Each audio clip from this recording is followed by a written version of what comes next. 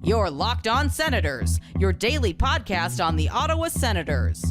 Part of the Locked On Podcast Network. Your team every day.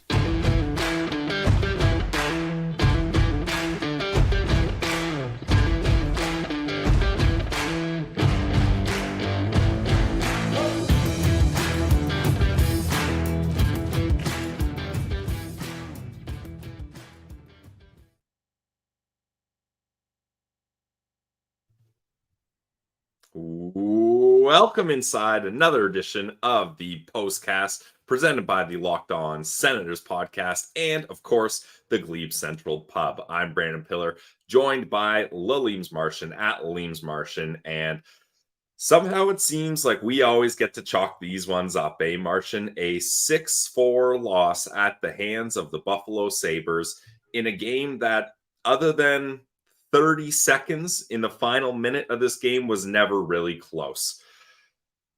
At what point, Martian, did you think that this game was completely over? I mean, it's a terrible way to start the postcast, but for me, it's like, were the Sens ever really in this game other than that final minute? Why is it that every time Ross is missing, you and I have to break down what a coincidence. the worst Sens game in recent memory? Man, like they came out so friggin' flat. It was embarrassing. Like, I don't know what to say about it, Pilsy. It was a tough one basically for that entire first two periods, and they tried to make that push at the end, but it just didn't happen for them because it was just definitely too late in the game to be trying to make a comeback when you're down by 4 goals. Like, I mean, kudos to them for bringing it to 5-4, but they only had basically 35 seconds left to kind of do what they could to tie it up. I basically knew. I was like, this is just going to be a classic letdown game. Yeah, I mean, a lot of those goals were in garbage time. Like the 5-2 goal and the 5-3 goal, there wasn't even an ounce of joy in me. It was just like, okay, well, it's nice for players to get their cookies here, but not a lot of opportunity for hope here. But I will admit, when they score that goal 5-4, a little part of me was like, ooh, okay, that's interesting. And then Timmy gets tripped up by Zemgus Girgensons with, I don't know, a minute left. And I really thought that there's a chance here. Like, the Ottawa Senators going on a 6-on-4 power play. You've got all your guys that you want there. They even win the face-off. Martian, how are you feeling at that point? Yeah, I was having pesky Sens flashbacks where they make these incredible comebacks from behind like that. But like I said before, Pills, it was just too little too late. Like when that power play came, there was not much time left on the clock. The momentum was entirely in the Senators' favor, but unfortunately Sanderson and Stützle kind of combined for a little bit of a gaffe at the blue line there, and I guess it was Tage Thompson scooped it up and flipped it over their heads, and that ended up being the empty netter and iced the game. I mean, I think the Sens kind of, I think they executed their set play that they had there pretty decently. I do believe they drew up, a play similar to that, win the faceoff, get it to that left side, and then bring it back to the middle quick for Sanderson. I think there was supposed to be a one-timer there. Or, you did mention before we got on, it's possible that Sanderson realized that the defense, whoever was in front of him there was in his lane. I guess it was Thompson. And as soon as he hesitated the way he did, and he just kind of he was kind of between a shot and trying to stop the puck, and he ended up giving it up. And then same thing with Timmy there. He just kind of, whiffed on it a little bit. And, that's the way it ended up going. It's too bad. Yeah, it really is too bad, because it would have been nice. Like, if you get that to overtime and end up getting a point out of a game where you're down 5-1 the whole time, basically, that would have been nice to salvage the point. But nonetheless, on the night that Craig Anderson, the greatest goalie in Senators history, is retired as Senator and honored, well, the team that he works for, the Buffalo Sabres, they end up getting the last laugh, which is, the irony is terrible, because Anderson's last game playing was with a member of the Buffalo Sabres, and they beat the Senators in overtime. So Yeah. I guess that Not one, the even, writing was on the wall there. and not just that too, right? Like with Forsberg getting pulled, like that's just kind of a weird omen, right? It kind of went the opposite of the way I thought it was going to go. I'm not going to lie to you, Pilsy. I was on FanDuel and I sprinkled a little bit of money on the Ottawa Senators shutout today, thinking that maybe Anderson's juju being in the air maybe would help the Sens goaltending. But holy crap, was I ever wrong? Well, I mean, Martian, you got to get at FanDuel. Technically, you did get a shutout there. Korpisalo 5 for 5. So there was a shutout that happened in this game, just probably not the one we were expecting. Yeah, are you going to save Korpisalo for your Sens Central standout on this one? Hey, I mean, 5 for 5, 100% save percentage, not bad. But the thing, man, you got to feel so bad for Forsberg. And I don't know, maybe people in the postcast don't love me being a goalie hugger, but a lot of those goals are not his fault. Like in my notes, I always keep notes following the game, and almost every goal is point shot, tipped in, sneaks past Forsey. Like it was at least 3 of them, especially there was 2 back to back. I'm looking through it here. It was the 4-3-1. No, the 4-1 and 5-1 goals, both just point shots, tipped in, no chance for Forsey. And to make matters worse, and Ross pointed this out, and they talked about it on the broadcast, is Forsberg, the end of the second period, DJ tells Korpisalo he's going in. Okay, that's fine. You're down 5-1. You want to mix it up for the third period. Nobody told Anton Forsberg this, apparently, because Forsberg starts getting into his routine. He's in the crease, going through his motions, going through his routine. And Travis Hamonic has to come skate over. And, man, talk about not wanting to be the messenger in this one. Hamonic has to be like, hey, this is kind of awkward, but you're not starting this period. You're done, Forsey. Yeah. Korpisalo has to come in here. Like, where is the miscommunication where you don't even know what goalie is starting the period? Yeah, like I don't know, miscommunication. I would just call it lack of communication. Yeah, no communication, right? Like where, what the heck? How does that happen? How does he get all the way to the net and start doing his little snow up the crease routine after the Zamboni's been on, and then get told? Like he should have been told. They had a whole intermission to figure that out. So I don't know where that breakdown happened. Maybe Forsberg was in the washroom or something, and they just didn't get a chance to let him know. That's the only thing I can think of. I'm going to be honest with you, because there's only one job for the head coach. It's like who's going in to start the period here, and you'd think that the goaltender would be, if you're making a change, that's a guy you're going to want to let know. I would assume that not being told, Forsberg would just assume he's going back in there. So if no one says anything, it's not his fault. It's entirely on the coaching staff to tell him. And that's honestly just like embarrassing for the player too. It's like, dude, I was in the room. Like I could have, taken my helmet on and sat on the bench and this wouldn't even be a story, but that's not going to slip past Sens fans. Like everybody's got an absolute eagle eye in our community. And sure enough, man, like this is just one of those things that just looks terrible on, how, I'm not going to say DJ Smith doesn't treat his players well, but that's a tough look for a guy who's kind of on the hot seat, especially now after losing to 2 division rivals right in a row.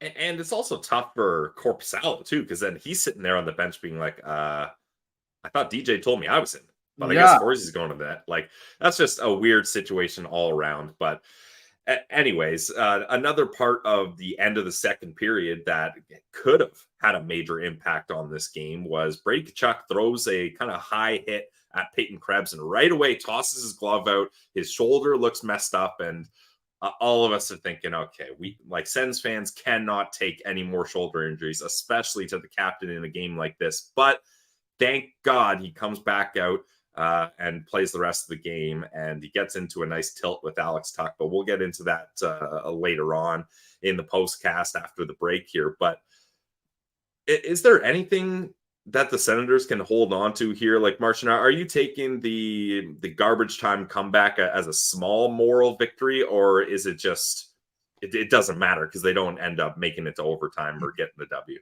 I mean, it ultimately doesn't matter because they end up, like you said, except for, you can take some good away from that. At least, they just didn't die down, 5-1 and maybe lose 6-1 or whatever it may have been, I guess 5-1. But They just kind of didn't go away, which is nice. And they started to, do some really good things out there. If you could just watch that last 4 minutes without seeing the score, you would think that the Ottawa Senators won that game just based on the way that they were performing in that last little bit. But ultimately, it doesn't matter. I think they kind of just got to, hate to say it this early in the season, but burn the tape on that one and hope that they can come back.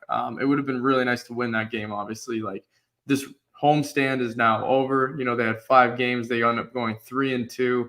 4-1 would have looked a lot better than 3-2 on this homestand. But whatever, that's the way it's going to go, and they can't get too down on themselves. Hopefully, Zub will be back soon, and they'll be able to start winning some more games, because they can't afford to get off to another shitty start.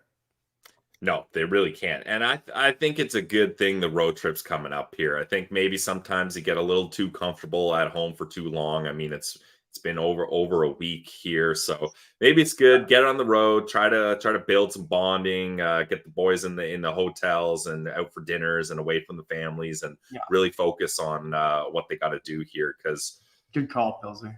Yeah, I think that might be the play, because these last 2 games were the most important games so far, and they don't get it done. And JS says here he's at the game, most heartbreaking ending ever. Really thought they would come back in the end. I mean, there was a slight chance that they could have come back here. But when you look at 2 teams like Detroit and Buffalo, like, these are teams the Senators are expected to be at minimum at even par with. And Buffalo and Detroit, they just had their way with the Sens as far as the scoreboard goes. Sure, you can look at the shots, you can look at a couple other analytics, and you can say, well, the Sens put a good effort in, but they just weren't able to capitalize on their chances and timely goals, and momentum killers. Like Martian, for me, the big momentum killer for the Sens was at the start of the second period. They're down 2-0, and Timmy gets tripped up by Tage Thompson. It's a 5-on-3 for 37 seconds. And at that point, you're thinking, okay, they could pop a quick one on the 5-on-3, and then, I mean, obviously you hope they can get another one on the ensuing power play, but at least get some momentum. The 5-on-3 doesn't create much, and then the power play that rolls in after that is essentially useless. Like, for me, that was the big killer, because not long after, the Sabres end up scoring and make it 3-0 at that point.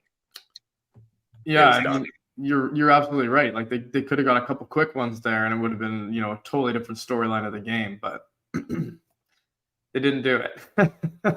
They just weren't able to execute on the power play, right? 0 for 4, and that was just another bad night. I think they were 1 for 6 against Detroit. So tells you that's not a good theme that we're seeing here, especially considering the amount of talent that you think that they have on this team on paper, right? The amount of guys who can shoot the puck. Where the hell is Dominic Kubalik? Man. Like, is this guy just the invisible man out there, or what, Pilsy? That he's got to have one of the most disappointing introductions to being a new Ottawa Senators player that I can remember in a long time. This guy obviously wasn't coming in as a game changer, but I thought he was going to really add some pop and some scoring prowess to that bottom 6. And I haven't noticed Kubalik at all. Like, I think in the first couple of games, he had a couple chances, but he can't bury on them. And he has no B game. Honestly, you could have told me Kubalik missed tonight, and I would have been like, yeah, fair. I didn't see him. Yeah, I think everyone can point to basically one play in his Ottawa Senators career thus far where he's done something, and that was on Josh Norris's second goal in the Washington game, where he made the hit behind the net and it popped out front for Norris after the pass from Batherson. But that was the only play he's basically made the entire time he's been here. So he needs to get it together. Otherwise, I mean, I've been seeing a lot of it online of people saying that this could be the odd man out. And to me, he's looking like it all of a sudden, right? Even though he's new. Yeah, not great for the Ottawa Senators here as they lose 6-4 to the Buffalo Sabres, despite outshooting them 38-24. They do well in the faceoff dot, and Corsi's 4, but ultimately it's just this game was out and away from them for most of the game, and they can't come back. So that's the tough issue. Martian and I are going to do our best to come up with some Sen Central standouts. Even though they make it 6-4, there wasn't a lot of standouts in this game, unfortunately, for your Ottawa Senators. But if you're looking for a night out to be a standout, you got to head to the Glebe Central Pub. It's your friendly neighborhood pub in the heart of the Glebe at 779 Bank Street. They got the best drinks. They got great food items there. I love the wings there. Check out the burger. They got specials going on all the time.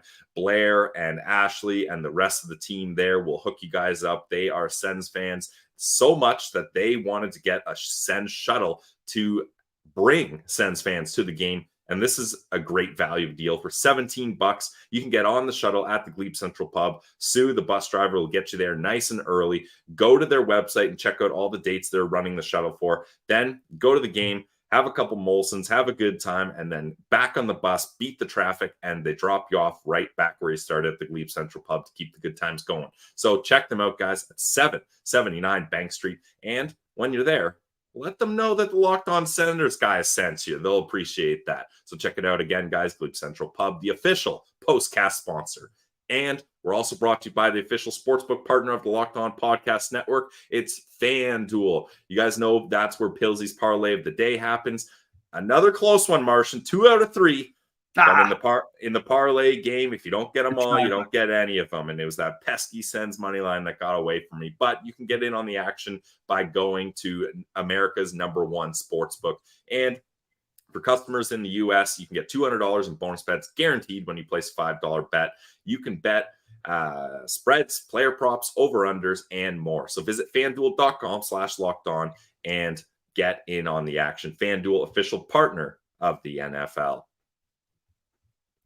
All right, guys, back to the postcast here. A 6-4 loss to the Buffalo Sabres. This one really stings. Martian, we're going to try to get ourselves some Sens Central standouts brought to you by the Glebe Central Pub. Do you want to kick things off here? Yeah, sure. I'll kick things off. Why not? I'm going to go with, it was tough for me. There's really not a lot of players to choose from. So I'm going off the board, and actually Spencer mentioned in the comments already. He called me out. He was right. My standout is going to be any fan who stayed for the entire 60 minutes of today's game. You are my Sens Central standout on this one, because that thing got ugly after the second period, and I would not have blamed anyone for hitting the road and beat the traffic. Because it can be a pain in the arse to get out of that arena sometimes with the parking situation. So unless you're on the Sens shuttle, the Glebe Central Pub. Unless you take that shuttle. So for me, anyone who stayed in there, like our buddy JS, who was in the comments, you guys are the standouts tonight, because none of the players really deserve it from me. You know what? That's actually a great standout, Martian, because the seats were looking a little empty near the end of the game, but those fans got loud when Joseph scored that goal, and then when Timmy drew that penalty, and for Brady's fight, they were really letting it know that, hey, maybe there's a little less fans in the building because it's not going the way they want, but fans that were there were pretty passionate and pretty loud. So that's a well-deserved shout-out from the fans. And shout-out to everybody here in the postcast. You guys know, whether we win or lose, we vibe or we vent. If it's just Martian and I, you can assume that it's a venting podcast. That's just the way the hockey gods like to punish us. Hey, it can't be both, Pilsy. It can be a vibe and a vent. You can. Yeah, that's true. We can try to vibe as we vent. Yeah, we can try. So I'm gonna give a go with my Sens Central standout here. As you guys can see, Brady Tkachuk was my guy here. I mean, you're looking at 6 shots, 5 hits. Fight versus Alex Tuch, over 20 minutes of time on ice. It looked like maybe we're dealing with a shoulder injury, which a lot of Sens fans have PTSD from. But luckily, this was not a serious shoulder injury, or Brady just battled through it. So that we can be glad that we got a warrior in a captain like Brady Tkachuk. And then that fight versus Alex Tuch, like we talked about Brady fighting with his dad, Big Walt. You love hearing Big Walt's opinion, and he said, look, Brady does have to kind of learn is he going to manage with backing up his talk and supporting his team, but without fighting scrubs. He had to fight Rasmussen last game against Detroit, but Alex Tuch, this one I'm a little more comfortable with. I mean, a much better player, more similar to Brady's caliber. And this is a point where Alex Tuch throws a cheeky little hip out behind the plate. Brady doesn't like it right away, throws his gloves down, and you can see Martian Alex Tuch, as soon as he knew he had to accept the fight, the fear in his eyes, he's like, oh man, I pissed off the wrong guy. Sometimes you get into a physical altercation and you can just feel the strength behind the other guy as soon as he gets a hold of you. And I feel like this is one of the situations where Alex Tuch just ended up biting off a little bit more than he could chew on this one. He was doing a good job in the beginning, just hanging on for dear life. And Brady's jersey, I thought, was almost going to come over his head. That's where that clip comes in handy. If that clip on the pants and the jersey isn't there, Brady's probably getting jerseyed on that one. Yeah, definitely. So the tie down kind of saved Brady on that one, and then he ends up coming out of it. And classic, little brother, never going to give up in a scrap. And he popped him with two good ones. He got him on the way down. Yep. And then he hit him again, pretty much like almost right near ice level, which is kind of scary sometimes when you see you guys bare head kind of shaking around near the ice. Not always recommended, but also after a dirty hit like the one that Tuch laid and Brady didn't like it, that's called paying the price at the same time. It's hockey, so that's part of the game. So if you want to give him a little shot there, that's fair game. So by dropping the gloves, that's what you're signing up for. Yeah, and Brady's just so pissed off at that point. There's no way Alex Tuch is getting away with a cheeky little hit like that. Like Brady's losing his mind and getting after it. Yeah, you hit him at the wrong time. That's for sure. Maybe if the Sens were the ones who were winning 5-1, Brady maybe wouldn't have gone there. But you caught him pissed off, so that's never good. Yeah, a pissed off Brady is not something you want to deal with. And then our final Sens Central standout here. Look, he had got off to a slow start in the preseason and in the first game of the season, but Vladimir Tarasenko has looked pretty nice recently. He gets a goal and an assist in this one. And you talk about a losing effort. You want to get guys in the mix. Well, Tarasenko and Dylan Cousins were certainly in the mix in that.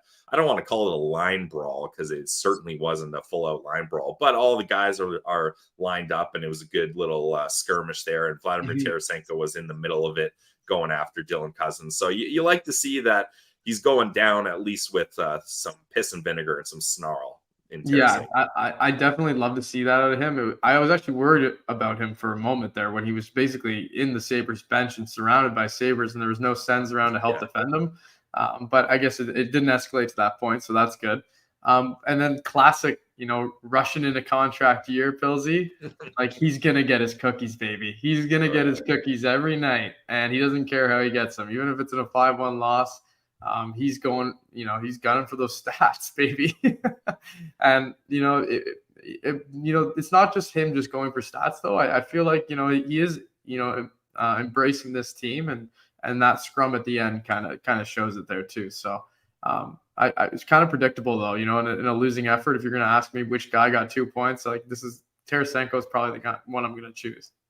Yeah, and he's been solid the last 4 games. So Brady Tkachuk, Vladimir Tarasenko, and you guys, Sens fans, are the Sens Central standouts. Just the ones who stayed and kept the game on the entire time.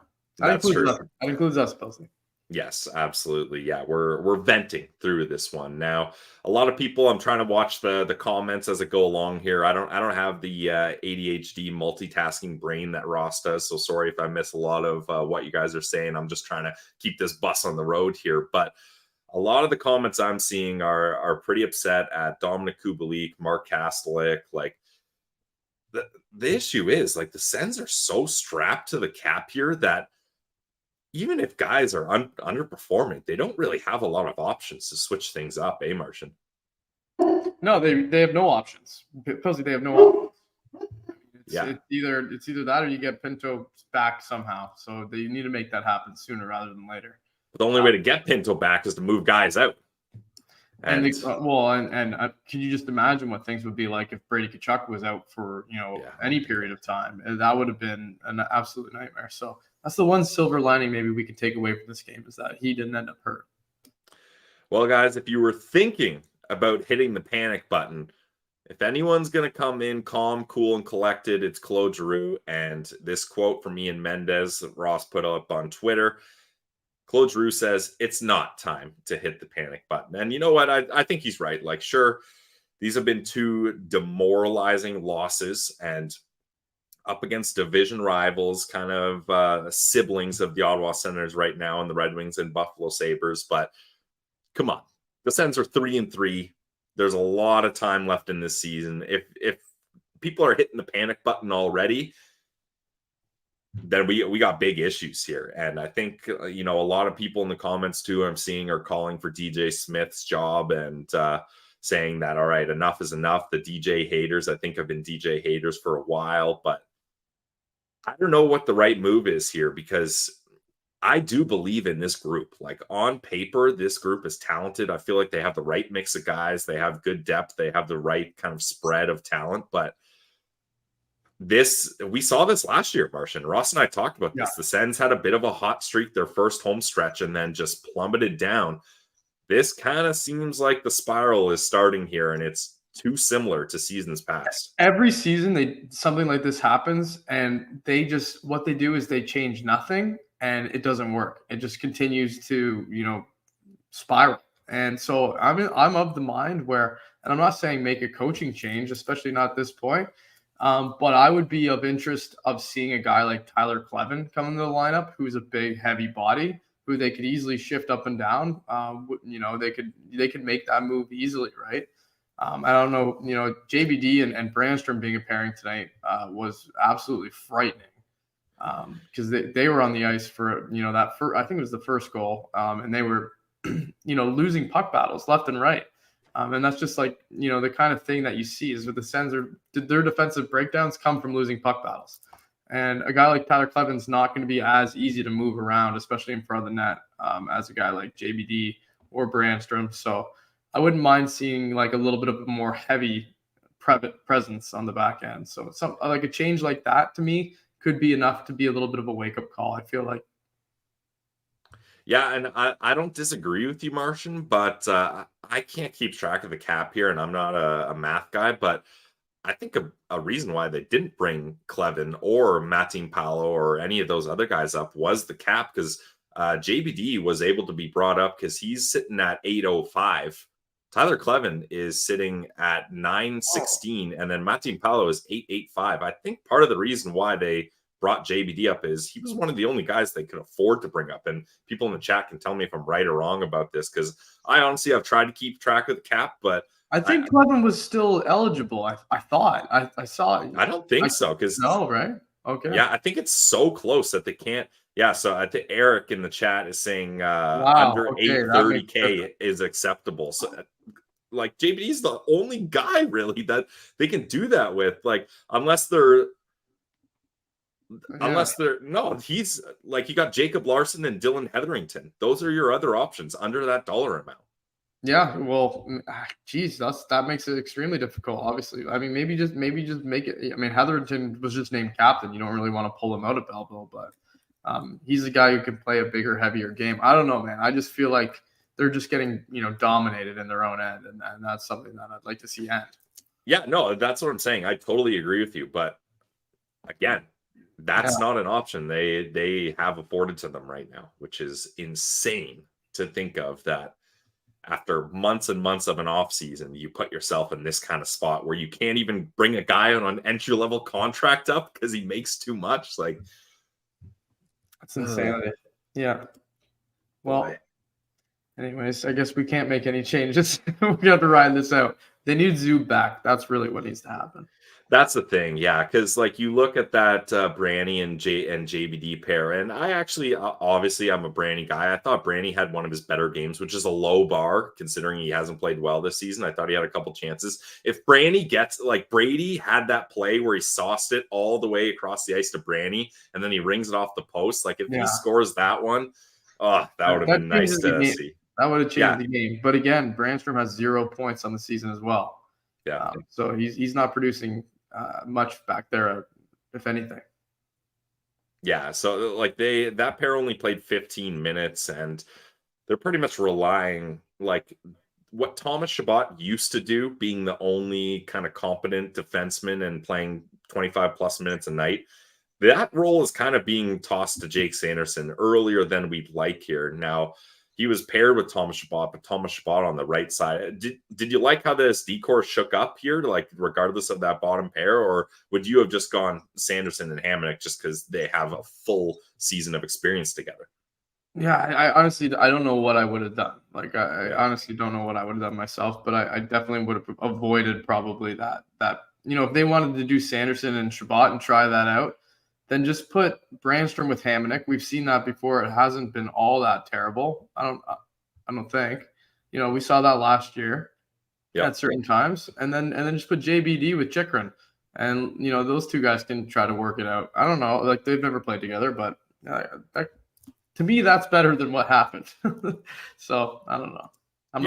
Clearly. Yeah, and people in the comments saying the Sens we had on our graphic, they went 0 for 4. They actually went 1 for 5. I thought Norris's was on the power play there. Oh, it was too. Yeah, all 5 guys.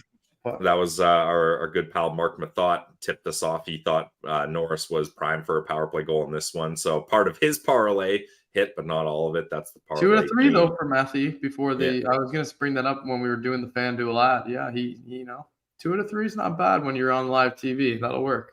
Yeah, it wasn't a parlay though, was it? Was he trying to? Yeah, I think it was a parlay. He had Sens money line, Brady shots, and Norris anytime goal. So right, and Brady had 6 shots, so 2 out of 3. The shots happen, that's for sure. That's what happens when you do parlays. Usually, it's just one leg that kills you. So we'll start to wind down here as I'll gear down the bus off the highway and take an exit here, Martian. So as we head away from this game and on to the next one, if you would have asked me at the start of the year, I would have said this is an easy easy question to answer. But I'll throw this to you: which goalie are you starting for this game up against the New York Islanders? Do you toss it back to Forsey to be like, hey, tough draw there, and we want to kind of make up for that really awkward situation you had, or do you just say toss Korpisalo in here like Forsey did have it? I think you go with the guy who was the original plan, which I assume would have been Korpisalo, right? Like Forsberg, Korpisalo, they've been alternating quite a bit. Forsberg wasn't his night. Korpisalo had to come in at the end, but I think you go straight back to him there. He had those 5 saves.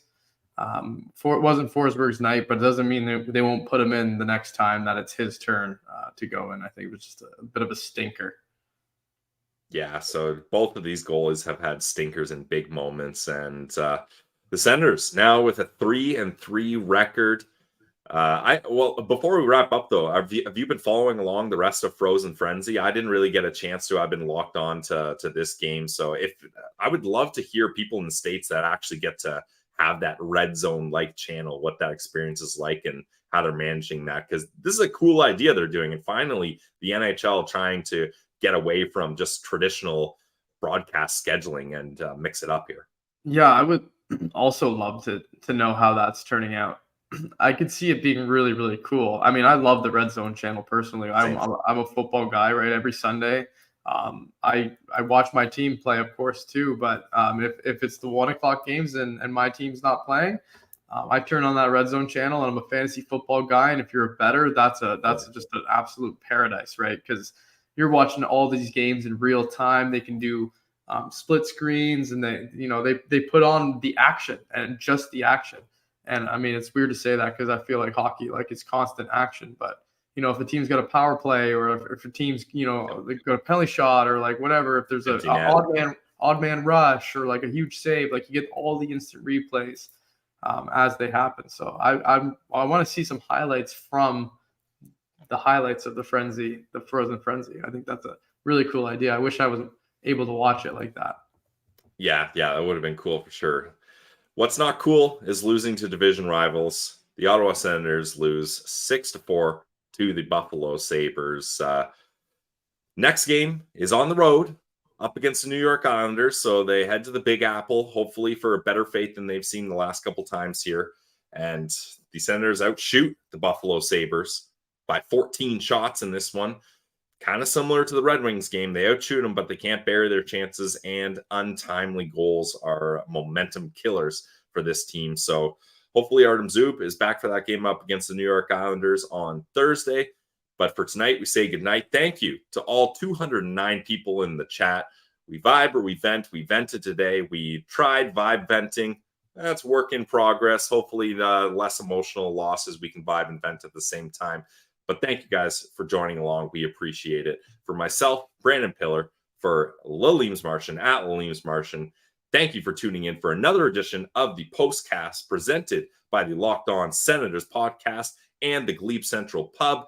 Check us out on YouTube and Apple, Spotify podcasts tomorrow morning for another episode of the Locked On Senators podcast. It's your team every day.